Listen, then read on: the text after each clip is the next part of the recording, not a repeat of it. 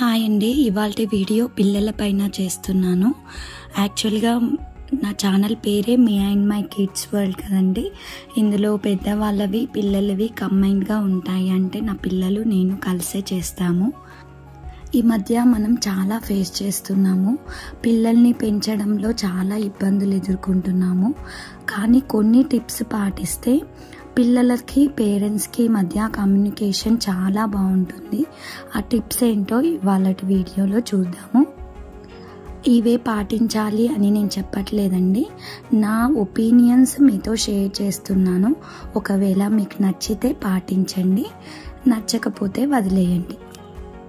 అలానే ఇందులో పిక్చరైజేషన్ ని బట్టి నా మాటలు ఉంటాయని కాదు, నా మాటలే వినండి. పిక్చరైజేషన్ను ఏదో ఒకటి ఇంట్లో మా పిల్లలు ఆడినవి పెడతాను, దానికి దీనికి ఏం సంబంధం లేదు. ఫస్ట్ టిప్ అండి, మెయిన్ టిప్ ఇది. ఫస్ట్ పిల్లల్ని మార్నింగే లేవమనాలి, టైంకి పడుకోమనాలి.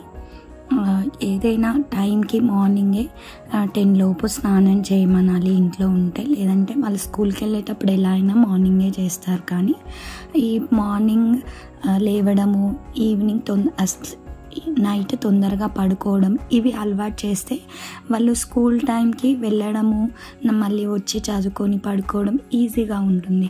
ఒక లైఫ్ స్టైల్ అనేది అలవాటు అవుతుంది. మెయిన్గా డిసిప్లిన్ అనేది నేర్పాలి. Next tip, respect.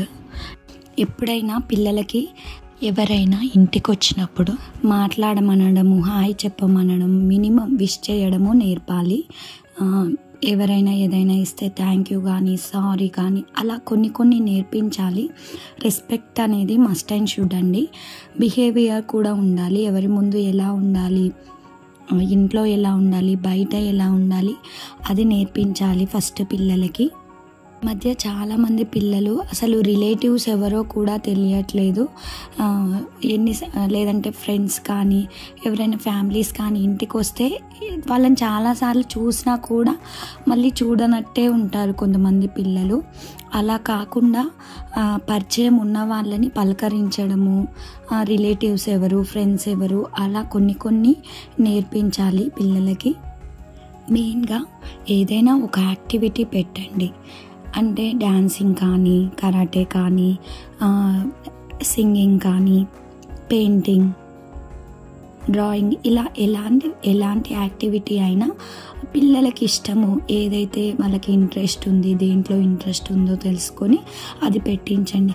ఒకవేళ పేరెంట్స్కి స్కూల్ ఫీజు కట్టడమే అలా ఉండి యాక్టివిటీ ఫీ పే చేయలేము అనుకునే వాళ్ళకు ఫోన్ అయితే ఉంటుంది కదా, యూట్యూబ్లో సెర్చ్ చేస్తే ఏ యాక్టివిటీ పైన క్లాసులు వస్తాయి, అవి నేర్పించండి. రోజు 1 అవర్ ఫోన్ ఇచ్చి నేర్చుకోమనండి. ఇప్పుడు సమ్మర్ ఇంకా ఉంది కదా, 15 డేస్ హాలిడేస్, ఈ 15 డేస్లో అయినా నేర్చుకోమనండి. కంపల్సరీగా ఒక యాక్టివిటీ ఉండాలి, చదువు ఒక్కటే కాదు కదా. ఏ యాక్టివిటీ అయితే ఉంటుందో యాక్టివిటీలో వాళ్ళకి ఇష్టం ఉంటుంది కాబట్టి వాళ్ళు అన్నీ మర్చిపోయి యాక్టివిటీలో ఎంజాయ్ చేసేలా ఉంటారు. వాళ్ళ మైండ్ కూడా పీస్ఫుల్గా ఉంటుంది.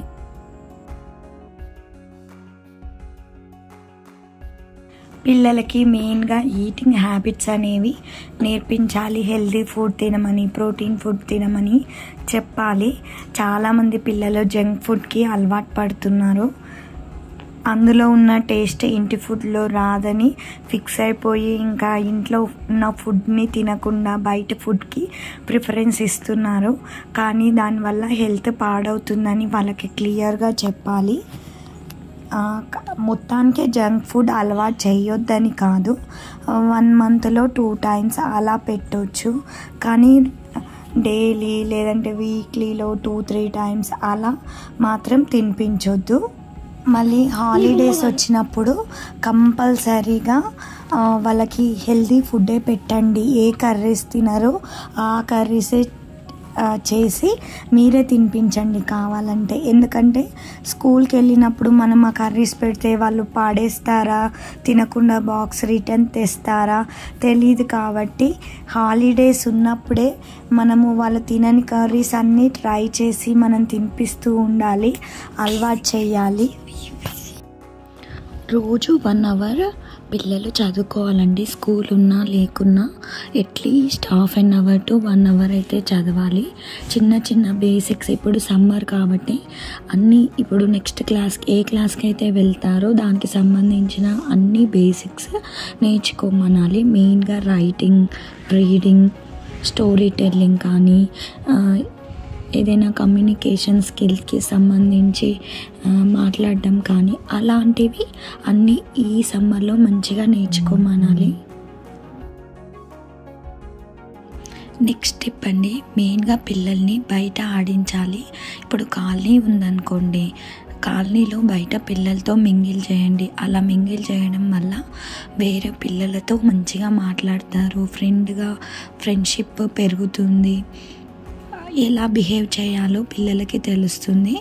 మళ్ళీ బయట ఎన్విరాన్మెంట్, బయట వెదర్ కూడా చాలా మంచిది కాబట్టి వాళ్ళు ఫిజికల్గా ఫిట్గా ఉండే ఛాన్స్ ఉంటుంది. కాలనీలో గేమ్స్ పిల్లలు ఆడరు అన్నప్పుడు ఇంట్లో కూడా గేమ్స్ ఆడుకోవచ్చు. పక్కింటి వాళ్ళు లేదంటే రిలేటివ్స్ వచ్చినప్పుడు అలా ఇండోర్ గేమ్స్ ఆడొచ్చు. ఇండోర్ గేమ్స్ కన్నా అవుట్డోర్ గేమ్స్ చాలా మంచిదండి. మెంటల్గా, ఫిజికల్గా చాలా మంచిది. కనీసం బయట ఛాన్స్ లేనప్పుడు ఇంట్లో అయినా ఆడిపించడానికి ట్రై చేయండి. అన్నింటికి చదువుతో లింక్ చేయకండి. చదువు ఒక్కటే మెయిన్, చదివితేనే ఇంకా ఏది వద్దు అని అంటే మనకి హెల్త్ కూడా ముఖ్యమే.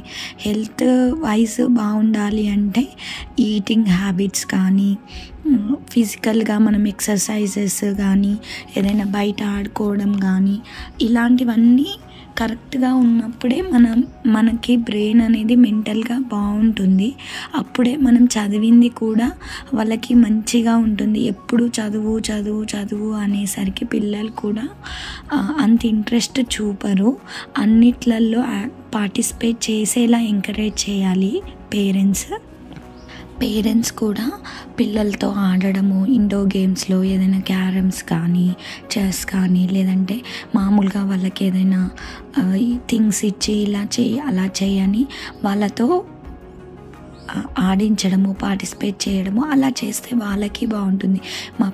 తొందరగా పేరెంట్స్ పిల్లలు కనెక్ట్ అయ్యే ఛాన్స్ ఉంటుంది గేమ్స్లో. అందుకే అప్పుడప్పుడు పిల్లలతో ఆడాలి. బయట అవుట్డోర్ గేమ్స్ అయినా షటిల్ కానీ, ఫుట్బాల్ కానీ ఆడితే వాళ్ళతో టైం స్పెండ్ చేసినట్టుగా కూడా ఉంటుంది.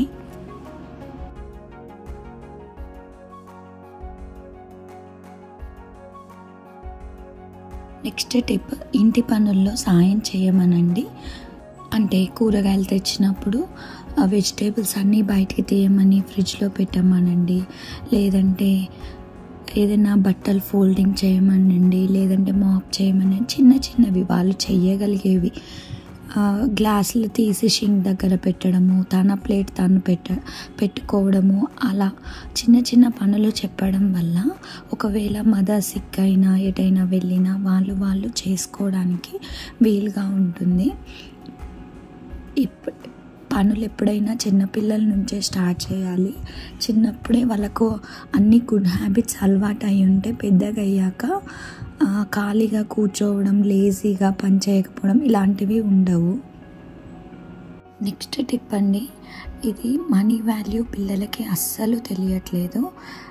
మనం చిన్నగా ఏదైనా 10 రూపీస్ ఇచ్చి, 20 రూపీస్ ఇచ్చి చాక్లెట్స్ తెచ్చుకో, బిస్కెట్ తెచ్చుకో అని చాలామంది పేరెంట్స్ చెప్తుంటారు. ఇలాంటివి మాత్రం అలవాటు చేయకండి.